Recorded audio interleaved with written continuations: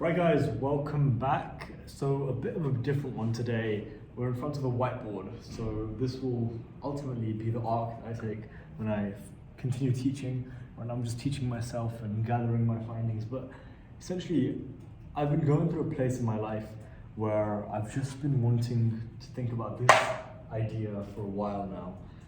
And I've kind of been reading books and synthesizing quite a bit. And this is not what I've come up with, but what those before me have come up with in regards to the brain. So now most people think of the brain in a very weird way. They think of the brain in a very kind of complicated, ambiguous way, and to some extent that's right. The brain is a black box. You know, in computer programming, we talk about black box operations, black box machines, where you have some kind of input and you have some kind of output. The overall message of this video is to say that the brain is like a really complicated, messed up thing where we don't really understand completely what's happening. But what we do understand, what we can control, are the inputs that we give it and the environment, the initial conditions in which we keep the brain.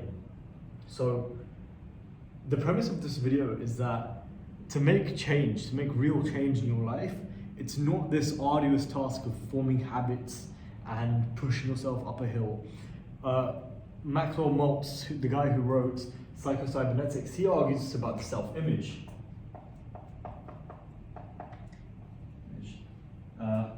I mean, it might be, it might not be, but you know, what he argues is the brain is a teleological machine. Now, this part is very important. So what this means, teleological, it comes from the word telos. Now, I tried to start a cult with that name, but what that essentially means is that the brain is a goal-striving machine. The brain is a machine where you put inputs, it does something, and then it gets towards or further away from a goal. And the brain feels the best whenever it's in the best conditions here and here, and at least the best outcomes here. And so essentially what it is our job to feed this goal-striving machine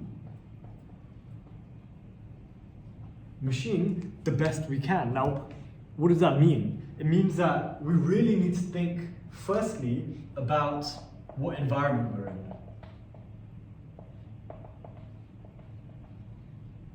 Right? Our brain, we want to keep as simplified and away from stresses and away from random types of thinking as possible. We want to maintain a very clean, we want to surgically control our environment, the environment that we keep our brains in, getting away from these kind of toxic uses of your brain, you know, pornography and like all these things that numb you down mentally, bad food, that kind of thing. And then secondly, we want to have really great inputs. So wherever you're trying to take this machine, we want to have the inputs geared towards there. So in my world, that I'll be watching like business interviews or reading The Economist or, you know, playing with ads. But ideally, we want to clean up the environment the brain's in. We want to gear the inputs that we decide ourselves. You know, a big issue Epictetus talks about is that the inputs that we usually put in our brains are decided by other people, and they might not be of the highest virtue. And so if you're constantly doom scrolling, that's what's happening to you, which is that the inputs that you're putting in your brain is decided by some algorithm somewhere, of which you only consented to being part of that loop, but not particularly what videos come up. You didn't consent to watching a random chicken video, the algorithm did that to you. And so we want to be very careful about the inputs that we put into our brains. And then thirdly, we want to get the F out. So we want to get the F out of the way, right? And I really and truly believe that this will get you any kind of change, any kind of goal, anything you want in your life, because that's all the brain is. The brain is there and it feels edified when you're doing its purpose, which is goal striving. And if you ever feel lost in your life, it's probably because you are denying your brain the pleasure of what it was meant to do, which is goal striving.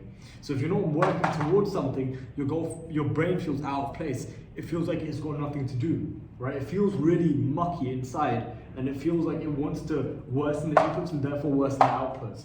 but you really need to keep your brain in this passage. Whenever I keep my brain towards some kind of goal, you realize that all of your faculties, all of your faucets are working towards this one thing, these outputs, and it feels really good because it's what your brain is meant to do.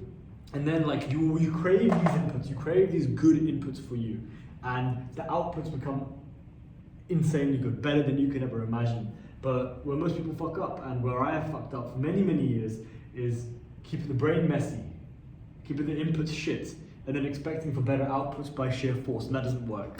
So what I'm trying to do now is really clean up the brain, and I've even seen this, you know, like, to do that real kind of like, not liberal, but that free-flowing thinking, where you're thinking through ideas really well, creatively, logically, it takes a while away from these shitty inputs. Like, it will take me like an hour or two after stopping consuming the shitty inputs, like poor food or poor content consumption, to actually get to that free-flowing, phoenix-like brain. And then you get good outputs later on. And so yeah, I just wanted to make a quick video about what I'm doing and why I think this is the way to win. And people who have talked about this before me and will continue to talk about this include Sam Ovens, Kapil Gupta, and yeah, they are my mentors, and they are the reason if I have any insights, it's because of them. So yeah, if you want to change as a person, the easiest and only way to do it is changing your inputs. Kapil Gupta writes that a human being is like a tuning fork. They will resonate their internal environment, whatever their external environment sounds to. And so even if an idea is presented to you subconsciously, a human being will take that in and make it part of who they are. If they're exposed to the truth on a daily basis, that will become the new norm, the new reality. So in an instance, if you were a snooker head and then all you do is watch snooker commentary and stuff, you probably become really good at like your intuition about snooker. In a similar way, control the inputs, control the outputs, and get the fuck out of the way. So yeah, that's it from me, guys. Bye bye.